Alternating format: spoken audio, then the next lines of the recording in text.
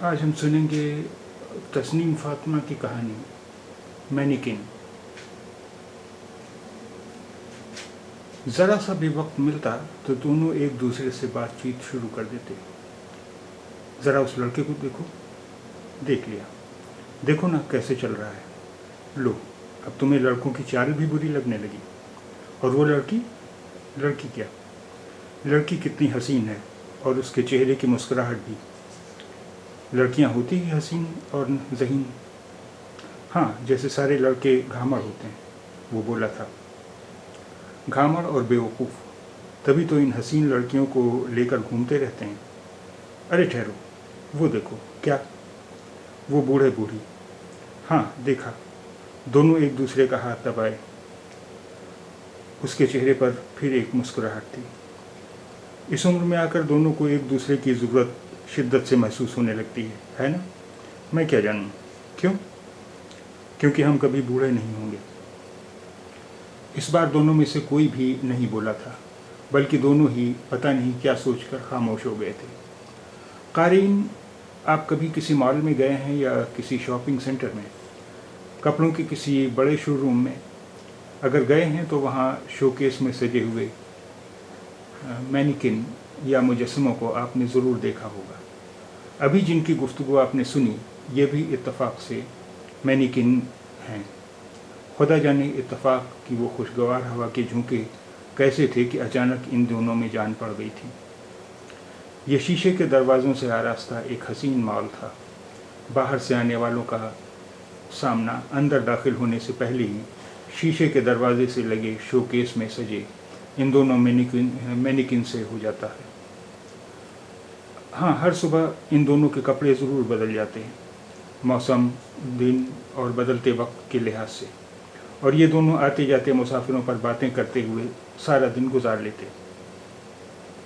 مگر ایک دن انہیں باتیں کرتے ہوئے میں نے سن لیا۔ میں کون؟ مجھے آپ نہیں جانتے، اور شاید مجھے جاننا اتنا ضروری بھی نہیں۔ صرف اتنا جان لیجئے کہ میں ان لوگوں میں سے ہوں جو کہانیاں لکھتے ہیں اور کہانیوں کے درمیان ہی زندگی گزارتے ہیں۔ اتفاق سے نئی کہانی کی تلاش میں گم میں روزانہ یہاں آ کر مال کی سیڑھیوں پر گھنٹوں گزارا کرتی تھی۔ میں نے ان دونوں مینیکن کو غور سے دیکھا تو دونوں بت اپنی اپنی جگہ کھڑے تھے۔ نہیں، یہ میرا وہم ہے، میں بدبدائی، مگر اب میں ہوشیار ہو گئی تھی۔ تبھی ایک انتہائی حسین لڑکی کو بے قراری سے انتظار کرتے ہوئے دیکھ کر فیمیل مینیکن سے آواز آئی۔ یہ انتظار کے لمحے بھی کتنے تکلیف دہ ہوتے ہیں۔ اچھا بتاؤ، اس کی کیا عمر ہوگی؟ سویٹ 16، اس نے چہک کر کہا۔ ارد گرد سے بے خبر دونوں مینیکن آپس میں گفتگو کر رہے تھے، لیکن اس بار میں چونکی نہیں۔ میں جان گئی تھی کہ یہ دونوں مینیکن آپس میں باتیں کرتے ہیں، اور عجب یہ کہ میں ان کی باتیں سن سکتی ہوں۔ جب ایک نوجوان جوڑا مال کی سیڑھیاں پار کرتا ہوا اندر داخل ہوا تو دونوں مینیکن کی توجہ اس پر مرکوز ہو گئی۔ وہ جوڑا شاپنگ کر رہا تھا۔ اوہ، اتنا بور! تم نے ٹھیک سے نہیں دیکھا۔ بطور مصنفہ مجھے اس گفتگو میں مزہ آ رہا تھا۔ اچھا بتاؤ، کیا لیں گے یہ دونوں؟ کچھ نہیں، کچھ بھی نہیں۔ تم کیسے کہہ سکتی ہو؟ عقل سے پیدل ہوتے ہیں یہ لڑکے۔ دیکھا نہیں کیسے اس مغرور لڑکی کو منا رہا تھا؟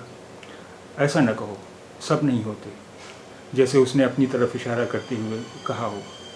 اسے سارے لڑکوں کو برا کہنے پر غصہ آ جاتا تھا۔ میں تو بار بار کہوں گی، جیسے اس نے جل کر کہا ہو۔ تمہیں کتنے لڑکوں کا پتہ ہے؟ اب تو اس نے لڑکوں کی بے عقلی کی داستان سنا ڈالی۔ ارے حد درجہ گندے ہوتے ہیں، لاپرواہ، صفائی اوپری ہوتی ہے، انگلیاں سگریٹوں کا نشان لیے، کالر میل سے بھرے ہوئے۔ لو، بھلا کون سے لڑکے دیکھے ہیں تم نے؟ ارے تم نہیں سمجھو گے، وہ جو میرا لباس تبدیل کرنے آتا ہے، مجھے اس پر بہت غصہ آتا ہے۔ اتنی بدبو آتی ہے اس میں سے کہ ناک پر رومال رکھ لینے کو جی چاہتا ہے۔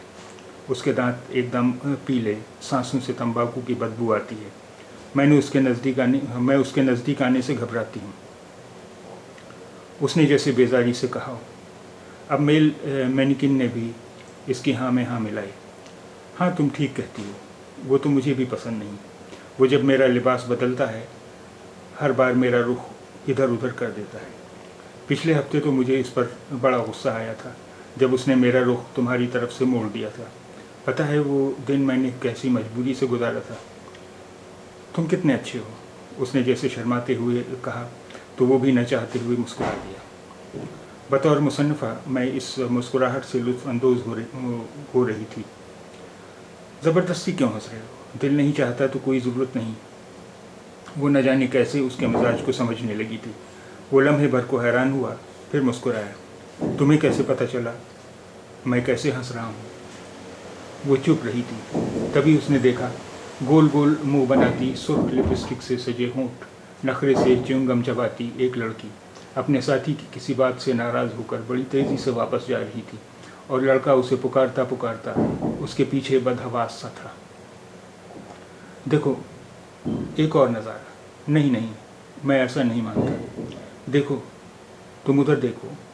سائڈ کارنر پر جہاں ایک خوبصورت جوڑا موجود تھا، لڑکے نے دل کا لاکٹ لڑکی کی طرف بڑھایا تو لڑکی نے دو دلوں کو ایک دوسرے میں سماتے ہوئے شو پیس کی طرف اشارہ کر دیا، اور وہ سمجھ گیا۔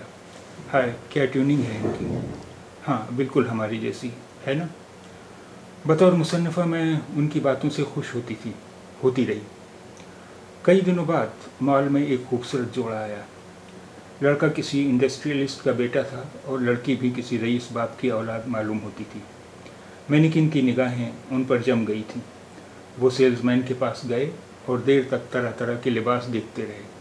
اب جو واپس آئے تو دو سیلز بوائے ساتھ تھے جو خوبصورت لباس لیے تھے۔ لباس اتنے حسین اور قیمتی تھے کہ دونوں مجسموں کی بے جان آنکھوں میں بھی چمک سی آ گئی۔ فضا میں موسیقی کی ترنگیں گونج رہی تھیں۔ کچھ دیر بعد ہی دونوں مینیکن خوبصورت دولہا دلہن کی شبیہ لگ رہے تھے۔ وہ جوڑا جو اپنی شادی کے لیے لباس پسند کر رہا تھا پھر سیلز کارنر پر چلا گیا۔ تبھی فیمیل مینیکن نے سرگوشی کی۔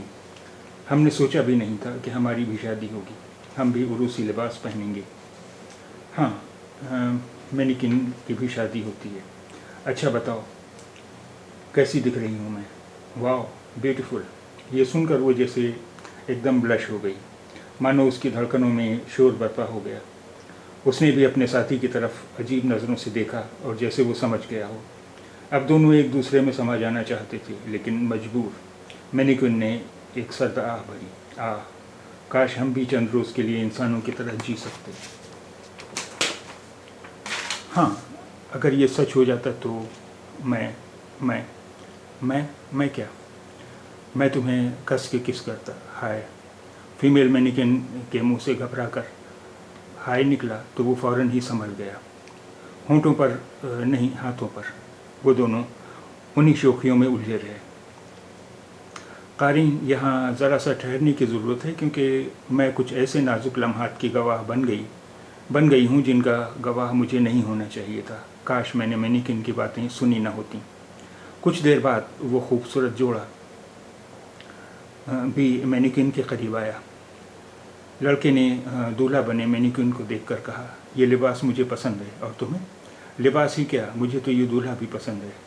اوکے پھر اسے یوں ہی پیک کرا لیتے ہیں۔ اب چونکنے کی باری مینیکن کی تھی۔ دونوں گھبرائے سے ایک دوسرے کو دیکھنے لگے۔ سیلز بوائے کو حکم ملتے ہی اس کے ہاتھ مشین کی طرح مینیکن کی پیکنگ کے لیے چل رہے تھے۔ دونوں مینیکن تڑپ رہے تھے۔ دونوں بے قرار، صدمے اور غصے سے چور اس لڑکی کو گھور رہے تھے، مگر وہ لڑکی اپنی باتوں میں مگن تھی۔ کسی کو بھی ان دونوں کی جدائی کا احساس نہیں تھا۔ باہر شام کا ملگجا اندھیرا آہستہ آہستہ ہر سو پھیلتا جا رہا تھا۔ مینیکن کے اندر ہلچل مچی ہوئی تھی۔ دونوں نے ایک دوسرے کے بغیر رہنے کا تصور بھی نہیں کیا تھا۔ دونوں کی صورت ہر لمحے ایک دوسرے کے سامنے ہوتی۔ دونوں کی محبت ایک دوسرے کے لیے جوش بن گئی تھی، جس سے دونوں کے اندر نئی طاقت و ہمت انگڑائی لینے لگی تھی۔ لیکن اس طوفان نے دونوں کو بری طرح توڑ ڈالا، اور وہ یہ بات کسی سے کہہ بھی نہیں سکتے تھے۔ سیلز بوائے کے ہاتھ اب بھی اپنا کام کر رہے تھے۔ اب مینیکن کی پیکنگ گردن تک ہو چکی تھی۔ سارا درد سمٹ کر اس کی آنکھوں میں آ چکا تھا۔ بے بسی دونوں کے چہروں پر عیاں تھی۔ وہ جوان جوڑا سیلز بوائے کو اشارہ کرتے ہوئے باہر چلا گیا۔ सेल्स बॉय ने भी मुजस्समे को उठाकर एक गाड़ी में रख दिया। फिज़ा में कोहरा गहरा हो गया था, शायद अंधेरा, या शायद उससे ज़्यादा मैं देख नहीं सकती थी, और मैंने ज़ोर से अपनी आंखें बंद कर ली थीं।